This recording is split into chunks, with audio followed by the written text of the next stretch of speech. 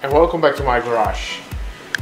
Today we are going to work on a KE10 again, my project Corolla. And if you have followed me around, you know that I already made some coilovers and some fender flares. I still need to make the fender flare on the other side, but I just don't want to do it right now. And I really want to start with the back side. I want to convert it to a 4-link system at the back and with a pushrod suspension. It is something that I never have done before, so that will be fun. But right now I'm just researching and thinking about it, how I want to do it. So in the meantime, yeah, we need to figure out something else to do, and there is a lot to do. And one of the things is I want to upgrade the master cylinder. The problem with the stock cylinder, it is of course for drum brakes, and I have now discs at the front, and well, there will be drums at the back. But that's not the only reason I want to upgrade it. The stock master cylinder is a single stage cylinder, and I want to upgrade it to a dual stage. Safety first. I don't mind getting into the car and the car doesn't start. I do mind that I'm driving on a highway and the car doesn't stop. So that's why safety first, and I'm going to upgrade the brake cylinder. But of course, with everything else, this master cylinder isn't a straight bolt-on. I need to modify it. What I at least need to do is I need to remove these sides and enlarge the hole in the firewall for at least this one. I believe that these are the same roughly, so I really hope it fits. With some research I did, this should be, well, roughly okay. So, well, we will see.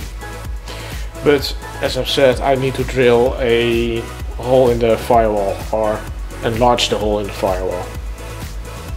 But I need to get a drill behind here. I need to remove the manifold. But that's something I just don't want to do. Instead, I'm going to pull the whole engine. Why, you say? Well, first of all, it is pretty easy with this kind of car. Also, I need to replace the clutch bearing. Yeah, the clutch bearing, because it's singing.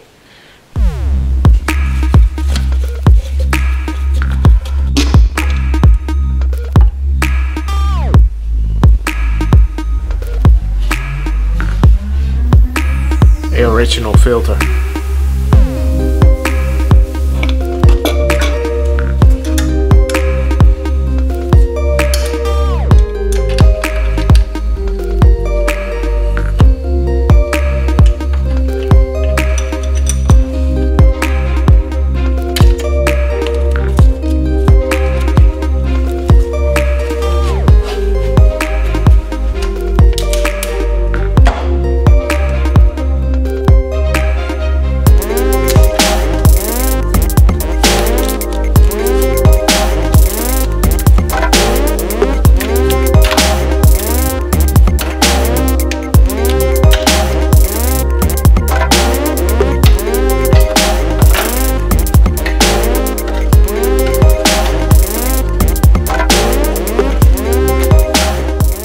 I'm draining the radiator and the engine, and always remove the radiator cap, then it will flow much easier. Also be sure that you set the heater on full heat, because then the interior radiator will also drain.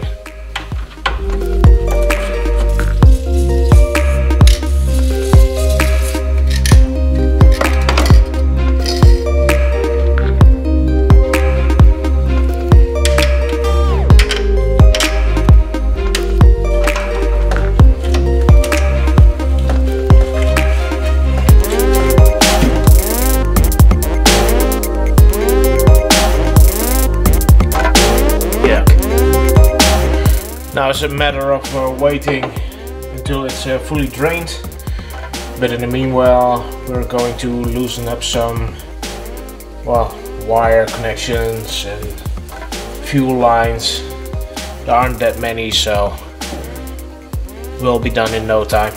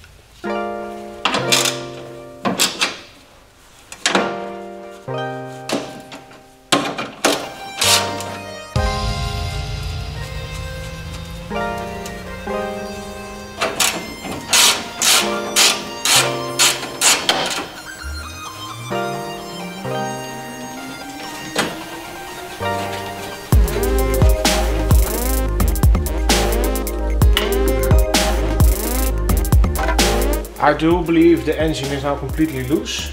I unbolted the gearbox, I unplugged every fuel hose and heater hoses and cables and all that stuff, so basically it just should come out. It is easier to pull the motor and tranny out in one go. The only problem is I made it difficult for myself. And why is that? I parked the car too close to the wall.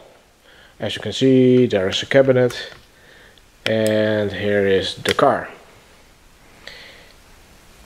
I just don't have any room now with a hoist to pull the motor and tranny out. So that's why I'm only taking the engine out. And even then I think I'm getting into a little bit of a problem. But oh well, it is what it is and we have to deal with it. Also, I did cut the exhaust and I didn't want to do that. I just was unable to unbolt it.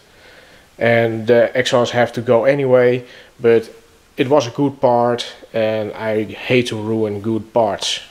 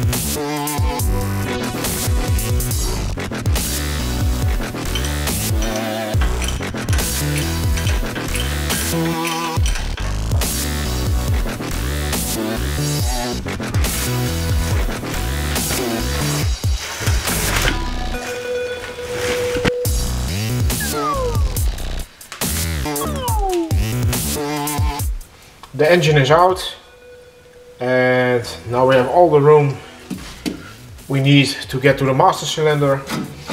Also, as you can see, the engine bay is really dirty.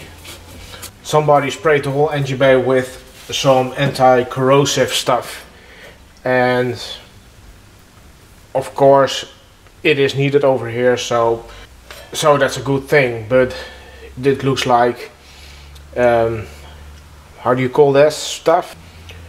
The stuff that you use for hollow spaces. So it's a wax kind of thing. Just everything is going to stick to it. It is really disgusting. So we are going to clean the whole engine bay. The engine is out now, and it's one of those things when, well, you're in here and stuff like this is going to make your build last longer than you anticipated. But I hope you can hear it.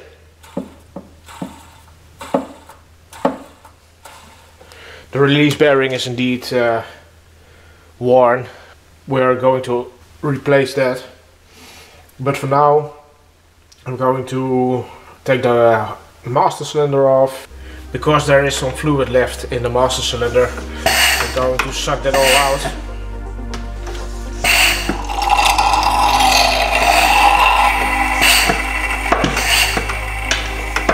And now we can take off the brake lines, and the master cylinder is held in place with a nut here and from the inside with a bolt.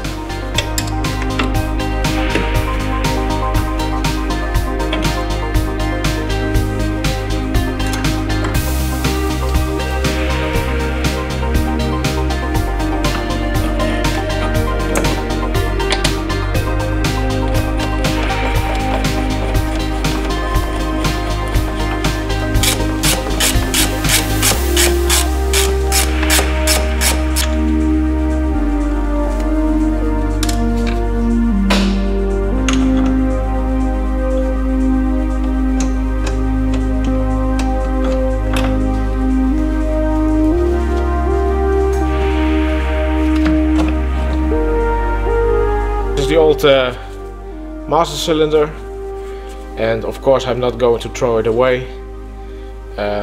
Just one notice, if you are going to store brake parts like a master cylinder or a wheel cylinder or calipers or something, never ever put them away dry. The seals will crack and then you can, well, throw it away or you need to rebuild it. As always, what I'm going to do is put some brake fluid in it, cap off every hole, so then it has the best chance to survive. As I've said before, this is not going to fit. The ears on here are just too wide. Also, I need to elongate a little bit these holes. It is maybe a half a centimeter off, I think, or even less. But yes, we have to take this off. I measure the gap between the two places that the master cylinder must slide in. It's about this wide. Yeah, very scientific, I know, this wide. So we're going to scribe that on the ears.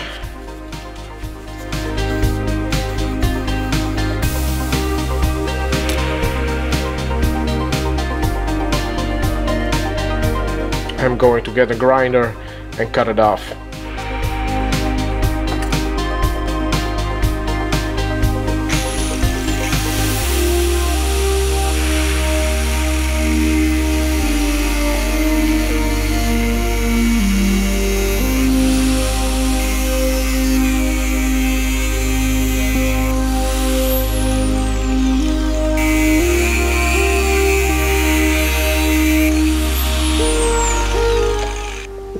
Pretty straight.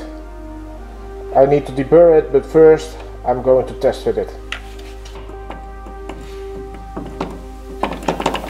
Fits really nice. It isn't too tight, it isn't too loose, so it fits fine. So now we're going to deburr it.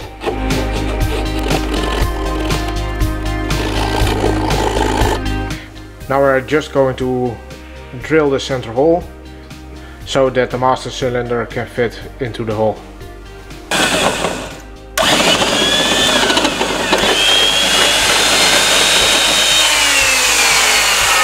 Hopefully that will be enough, because this is the biggest drill I have.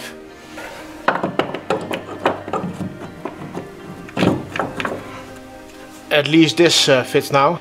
The only problem now is this mounting holes, so I need to elongate them a little bit.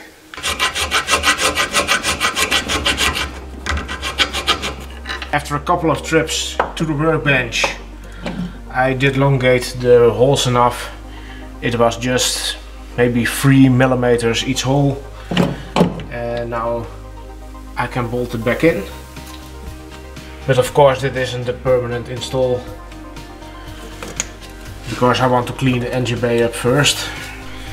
I just removed the reservoir so I can get to the bolt to put the nut on.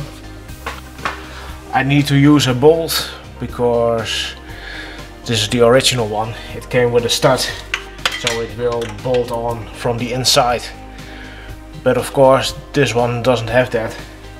So I just stick a bolt in from the inside and bolt it down.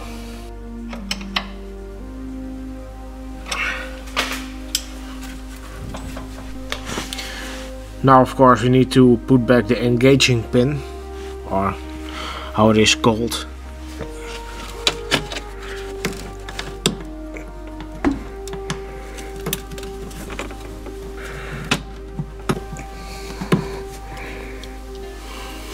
Normally there will be a split pin into that thing there, but I'm not going to do that. This is just for mock-up, but it looks pretty okay to me. Let's see if it pumps some oil. Of course I need to put back the reservoir first, at least for a little bit. So I can put in some oil and test the system. Of course I cannot hook up the brakes yet, so that is for other time.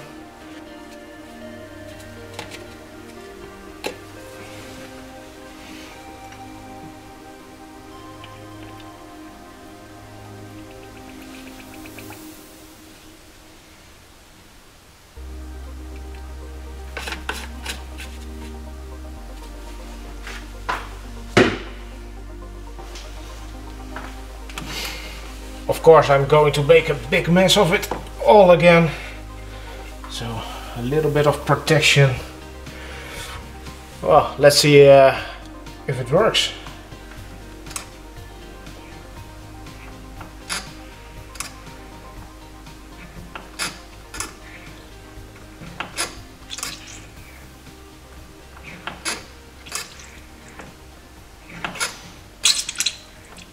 Looks fine to me.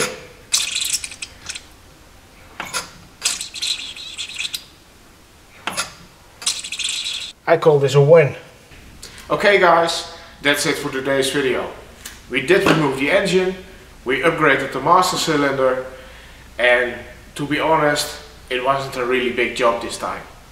When I did remove the engine, I did forget some important things. I forgot the ignition lead of the coil lead, and I believe one of the earth or ground wires I didn't well, remove. Those kinds of things happen. I think I checked the 10 times, maybe even 20 times before lifting up the engine, but oh no, there is always one or two wires you are forgetting. So please keep that in mind. It is always handy in this kind of situation to have a friend. One is lifting and the other one is looking around. So you can do it by yourself, but don't be surprised that you destroy one or two things in the process. In this case, I was a little bit too lazy to remove the grill. Not that the grill is destroyed or anything, but I did hit it a couple of times, and those grills aren't that cheap. So what we're going to do next time, well, I think I mentioned it a couple of times. I'm going to clean the engine bay. I really don't enjoy cleaning. So, but it has to be done, and it is just filthy as hell. So I used a little bit of paint prep on a little area, and it is coming off pretty, well, easy. Well, pretty easy. But I think I need a couple of hours to clean it all up. Also, the wire harness is just filthy, filthy, filthy. So I need to remove the whole harness, I need to clean it and check it for any, well, damage. So I do know that there is a short into the system, but where and how I don't know yet. Further, some future plans. I am considering converting the engine, well, not this engine, the other engine to a fully standalone EFI. I'm working things out.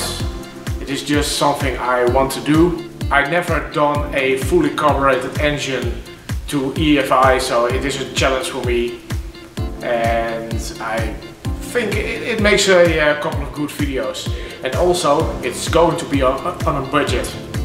I think I can do the EFI, the complete EFI, for around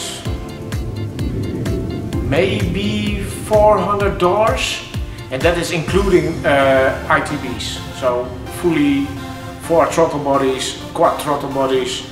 It's going to be sounding awesome. But I'm considering it. I don't know for sure, and I don't know when, but it will probably be done.